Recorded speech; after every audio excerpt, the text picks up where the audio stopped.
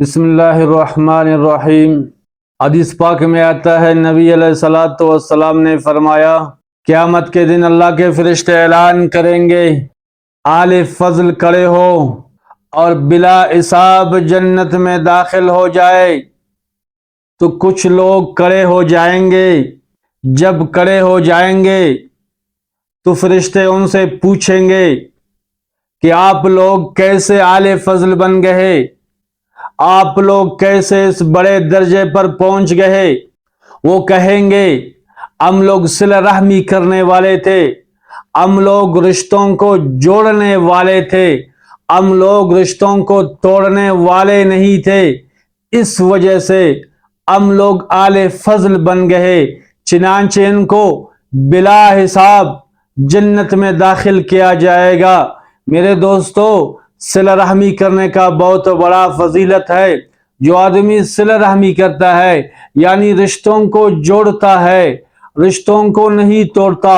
اگر کوئی رشتہ دار بیمار ہے تو اس کا تیمارداری کرتا ہے، اس کا خیال کرتا ہے۔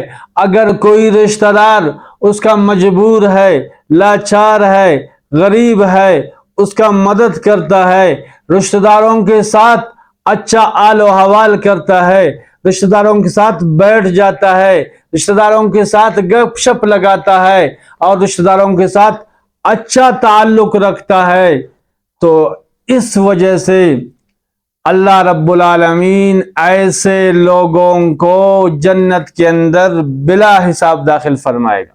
پھر اعلان ہوگا کہ صابرین لوگ اٹھے، بلا حساب جنت میں چلے جائے۔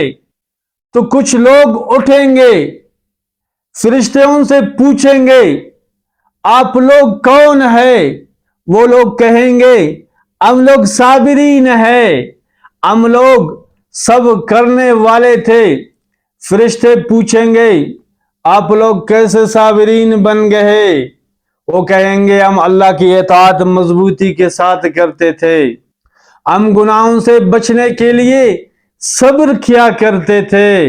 میرے دوستو، گناہ بہت لذیذ ہوتا ہے، گناہ بہت مزیدار ہوتا ہے۔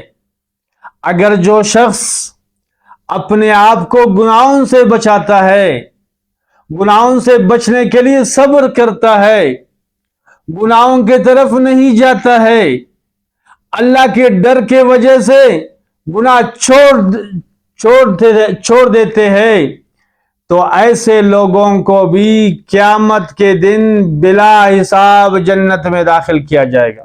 تو اس حدیث میں دو لوگوں کا ذکر ہے، ایک وہ آدمی، وہ شخص جو صلہ رحمی کرے، رشتوں کو جوڑے، اور دوسرا وہ شخص جو گناہوں سے بچنے کے لیے صبر کرے۔ تو ایسے لوگوں کو قیامت کے دن بلا حساب جنت میں داخل کیا جائے گا۔